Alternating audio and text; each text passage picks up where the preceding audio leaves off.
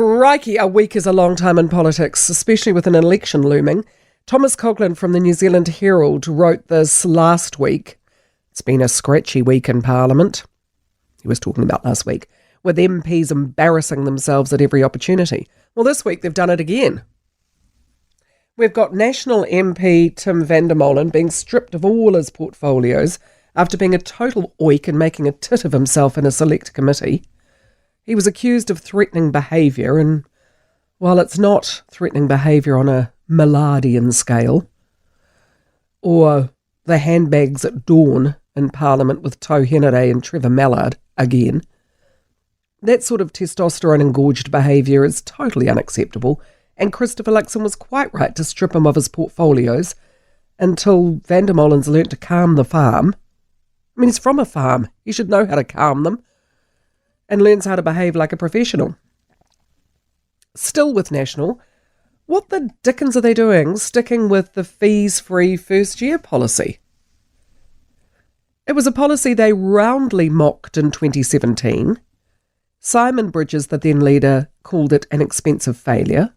Subsequent leader, Judith Collins, said they wouldn't have the fees-free farce that cost taxpayers $300 million, yet saw fewer people actually doing tertiary education. And yet now, with an election looming, we have Nicola Willis, who sees it as an important support for students and families. No, it's not. No, Nicola, no. The numbers show it's a costly failure, like so many of Labour's policies. If they must stick with it, if they must try and get students on side, make it fees-free for the third year, so that people actually have the motivation to get the degree, not drop out halfway as they do, costing taxpayers and costing the young people. This is a nonsense, and it's a big thumbs down. Thumbs up, though, for ruling out granting government contracts to gangs. By all means, give contracts to community groups. That's something Christopher Luxon has said he's very big on. He wants ground-up community support, and he's happy to fund that. That's something Labour does as well, but Christopher Luxon says that actually works. He can see the value of it. By all means, give contracts to community groups and former gang members, not to those who are still actively working with gang members. So thumbs up there. Good job. Thumbs down to Jan Tinetti. Yesterday she sent out a press release trumpeting the free lunches in schools program as improving attendance. It's not. She gave no figures. Treasury has done the report and looked at the data. In her press release yesterday, she said teachers are reporting better attendance. Self-reporting is not analysis of data. I can show her texts from teachers that say it's a waste of money in their school. Treasury did an actual report looking at actual data, not self-reporting, from some teachers, either Jan's teachers or mine, and said that the program is not reaching the kids it should. So no, Jan, free school lunches, another Labour costly failure. I'm not against free lunches in schools. I just want a program that works. Call me old-fashioned. I'd just like to see a return on investment, not blindly operating ideology and faith and self-reporting from some teachers. And finally, to round up the week, what on earth is David Seymour smoking? At the Mutare Hills Community Centre on Thursday, the ACT leader was reported as saying, every country that has ever tried to do what this government has tried to do regarding co-governance has either ended in disaster or successfully campaigned to reintroduce liberal democracy. So far, so valid. You know, it's a point of view and based on looking at history, and I think he's well qualified and well capable of saying that.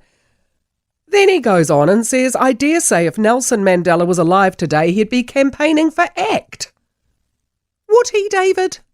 Really? I know it was a live speech, and I don't want to be held accountable for everything I say when you're talking live well, I mean, I'm talking live now, but when you're doing an audience, a live audience, and I know you know what I mean. You say things sometimes you're sort of carried away with the crowd and you sort of get a bit hyperbolic on it. But come on, he's the ACT leader with a real chance of getting into government. I dare say if Nelson Mandela was alive even if it's a joke, it really doesn't read well. Did he learn nothing from Meghan Markle?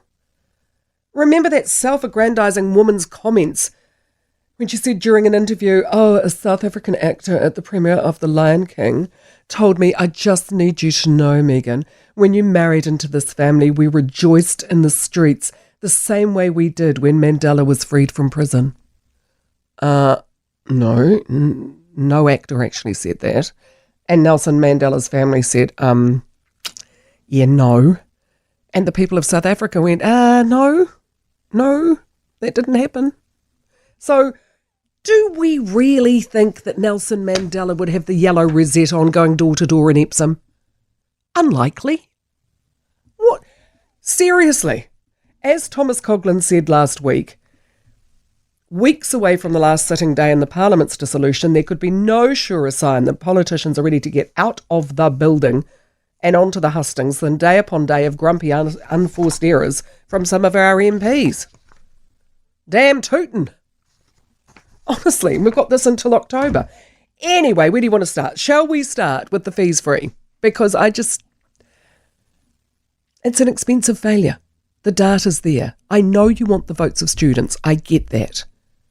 And I get that it's helped some people. I've been told that when I asked what on earth has Labor done for people.